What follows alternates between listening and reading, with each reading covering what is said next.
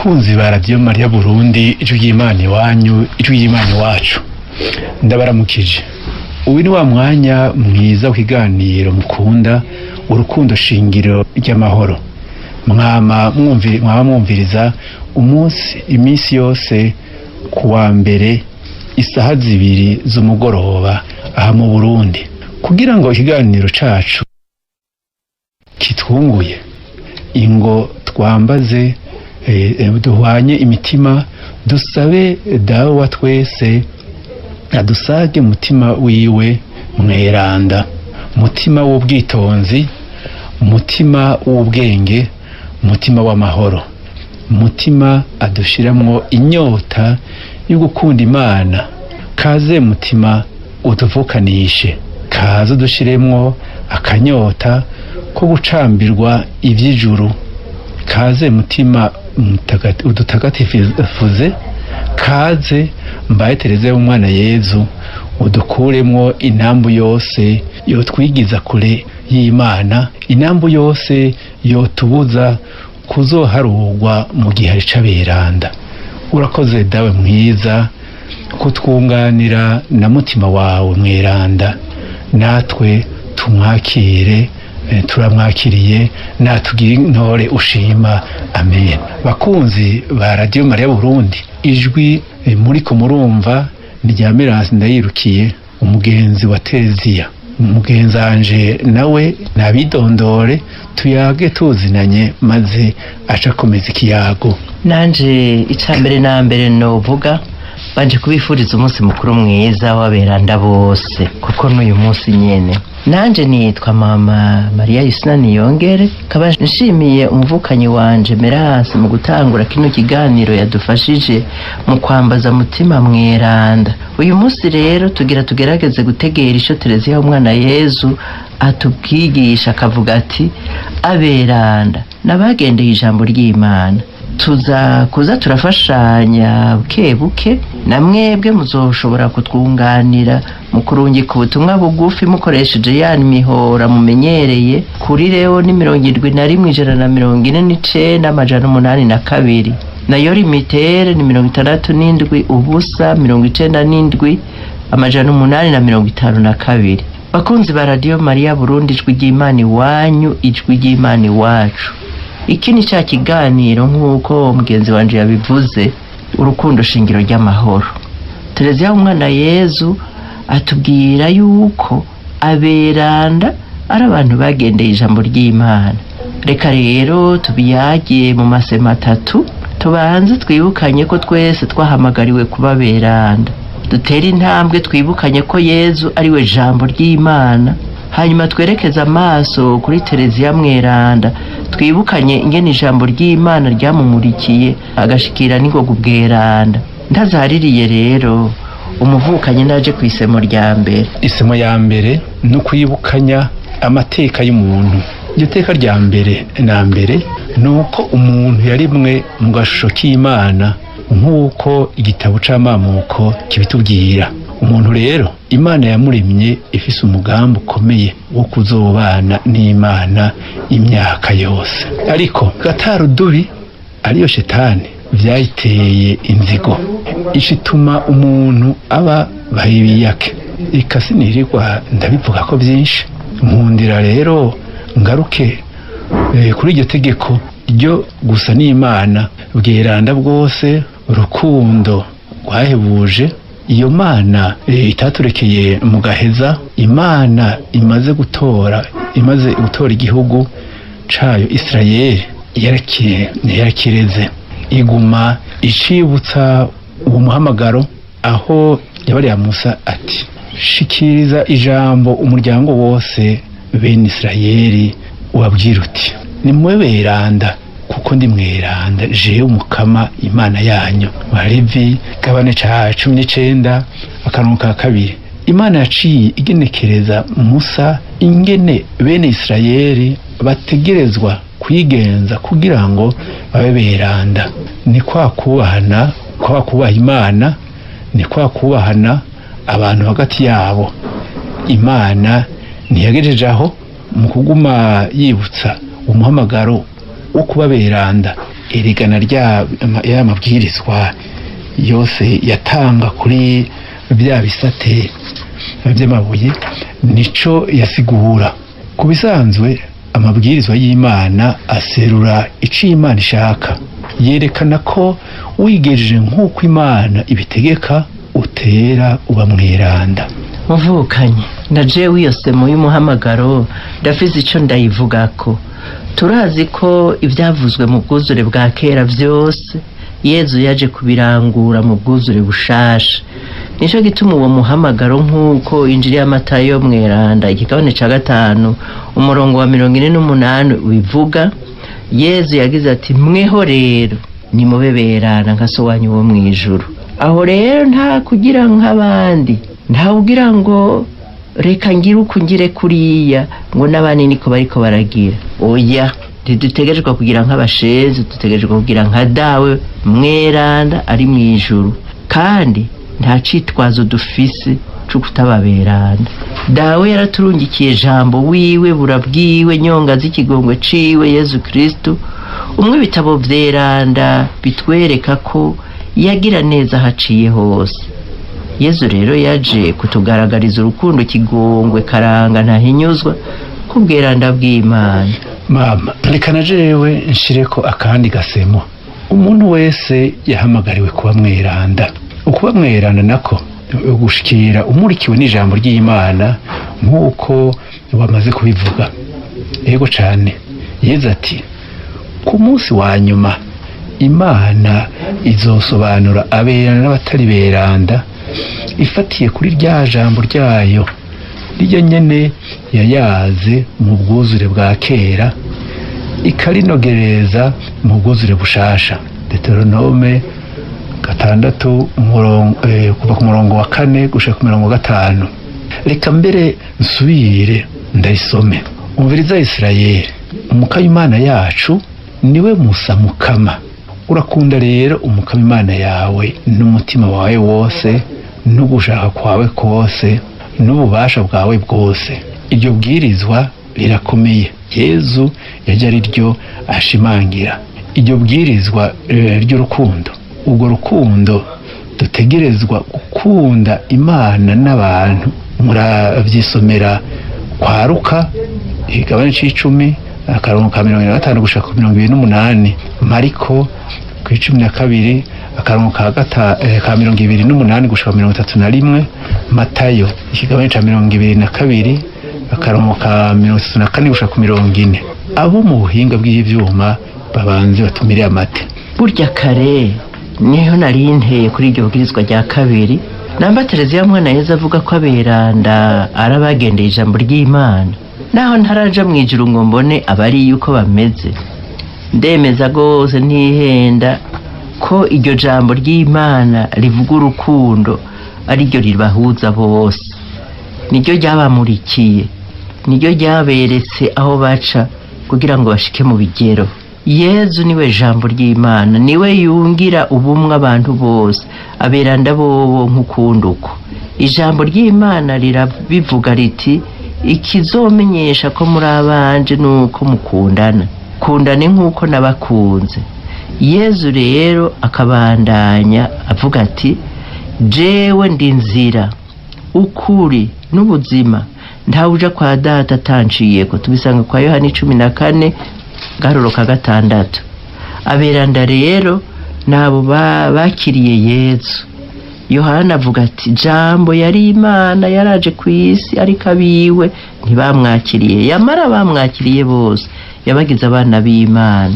Aha twohakura amajambo abiri akomeye. Ijambo rya mbere ni ryo kwakira jambo. Uwo mwakiriye amugira umwana mu nzu, akamugira samuragwa nkawe, akabumwishikira. Rero mu kuvuga ko aberanda arabagendeye ijambo ry'Imana, twoca tugira tuti ijambo rya kabiri rero ko Yezu ari we nzira, atawuja kwa data atamuciyeko. Birumvikana ko aberanda arabamurikiwe na jambo we nzira idushikana kwa data. N'umweranda Yoronimu twama twabivuze ko avuga ko kuyobegwa inyandiko nyeranda ariko kuyobegwa Imana. Aberanda rero Tereziya ntiyihenze n'abantu bagumije ijisho kuri Yezu Kristo, bakavuga nkawe, bagakora nkawe, bakubaha Imana nkawe. Aberanda n'abantu baretse ijambo ry'Imana rikabamurikira, rikabarera, rikababera umuco utazimiza, akaba ariwe Musa bakwirikira. Aberanda Tereziya ntiyabeshe, n'abo bantu bose bagiye bavyuka bashinze ijisho Yezu we muco utazimiza, rukundo nyarwo. Dushishikaye gusoma ijambo ry'Imana turabona rya jambo wagira amajanja kare uti Matayo arerekana ko ikiranga aberanda ari bikorwa bagiriye Yezu mu muntu muto muto. Matayo 25 akarongo ka 31 gushika 46.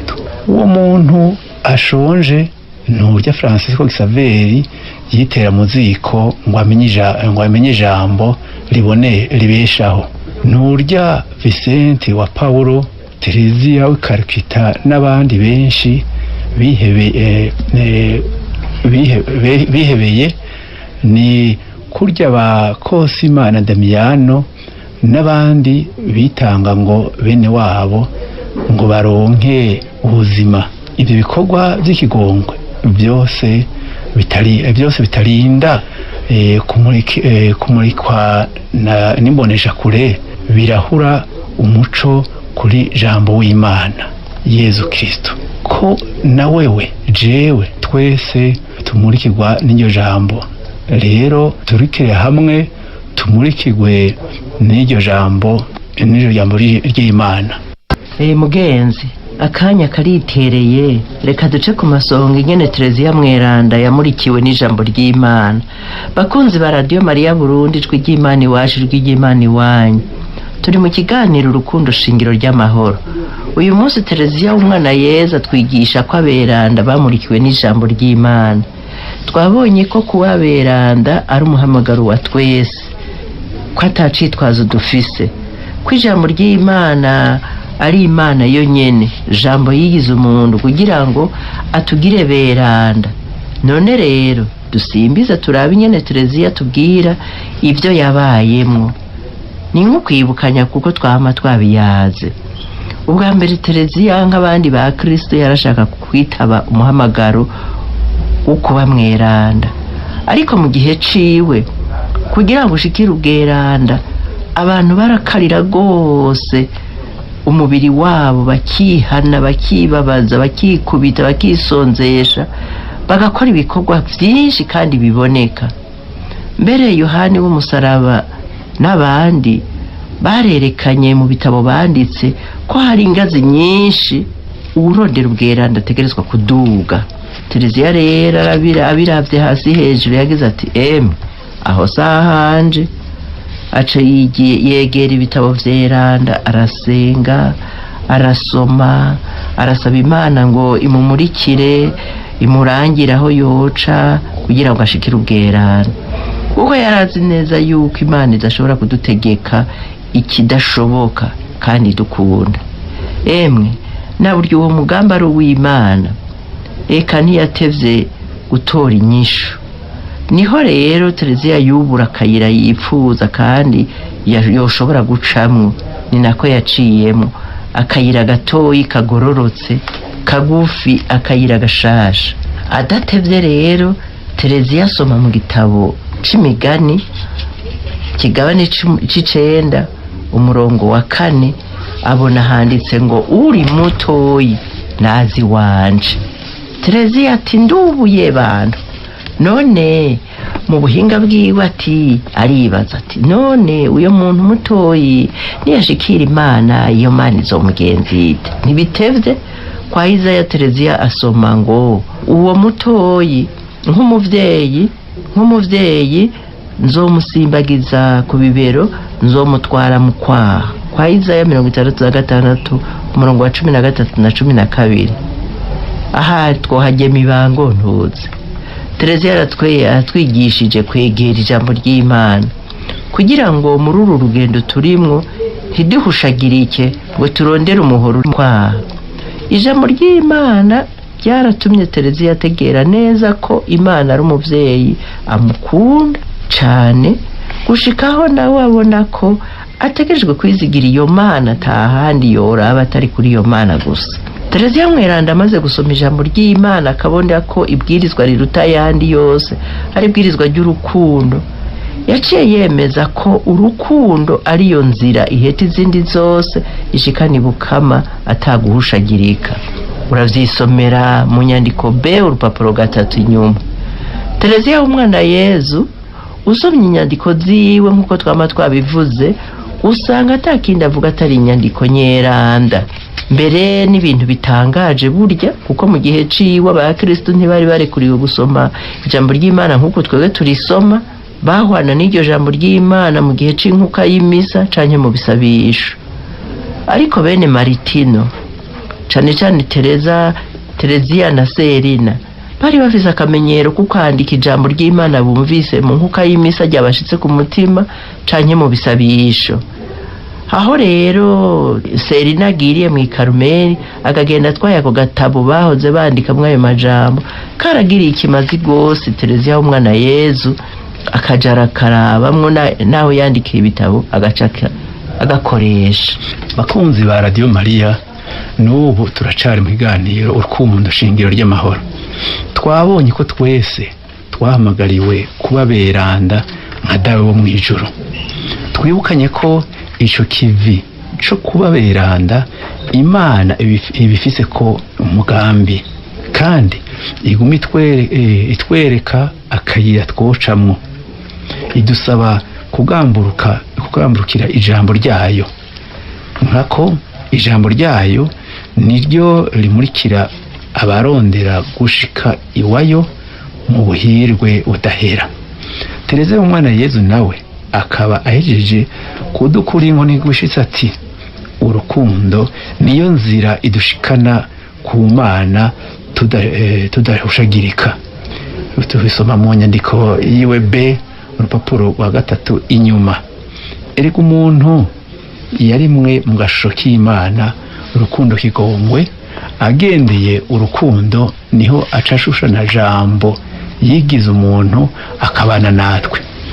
Jewe niho mbona ko Tereziya yasoma inyandiko nyeranda zikamunyura gushikaho amajambo ya Yezu ayitiza adatinya ati, amajambo yawe Yezu ni rwanje rero ndashobora kuyakoresha ngo ndonkere imitima yifatikanije nanje imigisha ya Dawe wo mwijuru.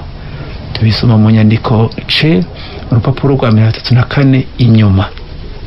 Reka mbere nk'usongora aberanda dufatiye kuri Tereziya nyene, ijambo ry'Imana ryarababereye ifungurwa mu rugendo rwabo. Baratamira vy'ukuri, baratamura. Akarabo kamwe mu tundi ni Tereziya w'umwana Yezu, mbere akiri no kuri iyi si atatinya gukoresha amajambo ya Yezu.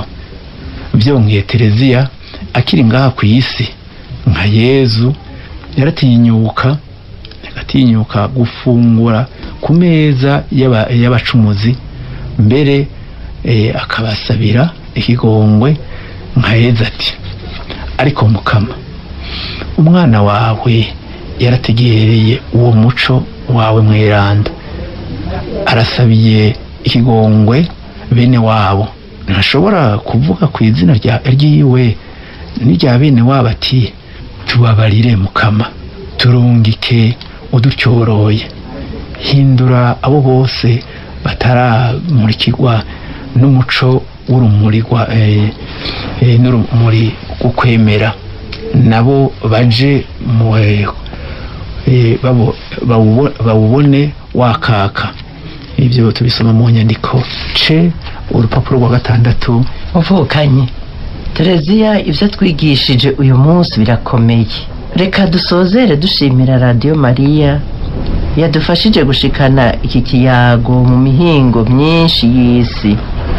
Dukengurukire abo bose twari duteramanye tukayaga twibukanya cane cane ko twese twahamagariwe kubana n'Imana imyaka yose, tukumva yuko tutokwijajara, dutegerejwe kwakira uwo muhamagaro tukawushira mu ngiro, tukababeranda. Aho rero dutegerezwa kuraba Yezu Kristu, jambo rya Data, iryo jambo twagabiwe na Data ngo adusubize iteka twiyambuye. Ubona ko Gatarudubi yari yatugize babahebi yake. Jambo yabuwe n'abahanuzi akaza kurangura ivyavuzwe kera na rindi. Jambo yashikije ivyavuzwe mu kutwuhagiza amaraso yiwe meranda, mu gusanza amaboko yiwe ku musaraba, maze akatwegeraniriza mu rukundo kigongwe rwasi. No gusaba rero muvukanyi ngo utubwire maja mu makenya ico twotahana. Bavukanye bakunzi ba Radio Maria Burundi, turacari mu kiganiro Rukundo Shingiro ry'Amahoro. Kuri uyu munsi mukuru w'aberanda bose, Tereziya w'umwana Yezu yashimye kutwigisha ko aberanda aribo bagendeye ijambo ry'Imana. Turahiriwe ko hariho abantu bamurikiwe bakagaburirwa n'ijambo ry'Imana, maze bagashika mu bigero by'ubweranda. Ibyo biraduhaye natwe ingufu, biratweretse ko iyo nzira ishika natwe tuzoshika. Ndizeye ko umutima mweranda twambaje mu gutangura yahaye imwe wese ico yokura mu byo Tereziya mweranda w'umwana Yezu yatwigishije. Mu nkundire mvuge bitanu nkuyemo. Icambere, umuhamagaro wo kuba mweranda uturaba twese, ni bwizo ry'Imana, kandi Imana iraduha ibidufasha byose ngo tubere iryo teka. Ariko tubimenye, iyo Mana ntiduhata, ntidutwara ku nkoni. Icya kabiri, nibutse ko umuntu ategerezwa kunyoterwa kuba mweranda. Icya gatatu, agaca araba inzira yocamwo. Tereziya mweranda yaduhaye akarorero, inzira yo kwizigira n'urukundo yaciyemwo si inzira ya benshi nk'uko we nyene abivuga, n'akayira k'abantu biyumva intege nke, bagaheza bakaguma beza amaso Imana, bakayizigira muri byose, bakayikunda bayikanije, bakagerageza guca mu nzira y'urukundo yoyo itazimiza uhiciyemwo atazimagirika. Icya kane, kwivutira gusoma no kuzirikana ijambo ry'Imana, kwitwararika kumva no kugamburukira ico ishaka ry'Imana rimbariye. Icya gatanu, no kuguma mu isangira ry'aberanda, ko aberanda baguma badusabira ngo natwe dushike aho bashitse. Muri uku kwezi dusabire bene wacu beranda ariko batararyogororwa mw'ipura gatori.